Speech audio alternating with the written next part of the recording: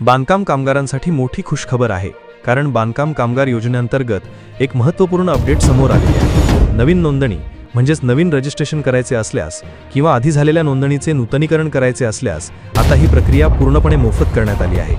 या संदर्भातील शासन निर्णय 13 ऑगस्ट 2025 रोजी प्रसिद्ध झाला असून या निर्णयाचा फायदा राज्यातील सर्व बांधकाम कामगारांना मिळणार आहे। महाराष्ट्र इमारत व इतर बांधकाम कामगार कल्याणकारी मंडळाकडे नोंदणी आणि नूतनीकरणासाठी भरायची फी आता पूर्णपणे रद्द करण्यात आली आहे। पूर्वी ही फी 25 रुपये होती, त्यानंतर 1 रुपया करण्यात आली होती, परंतु आता ती पूर्णपणे माफ करण्यात आली आहे।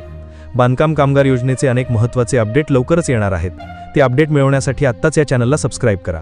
मंडळामार्फत नोंदणी असलेल्या सक्रिय बांधकाम कामगारांसाठी 29 विविध कल्याणकारी योजना राबवल्या जातात। शैक्षणिक सहाय्य, आरोग्यविषयक मदत, आर्थिक सहाय्य आणि सामाजिक सुरक्षा अशा अनेक योजनांचा यात समावेश आहे।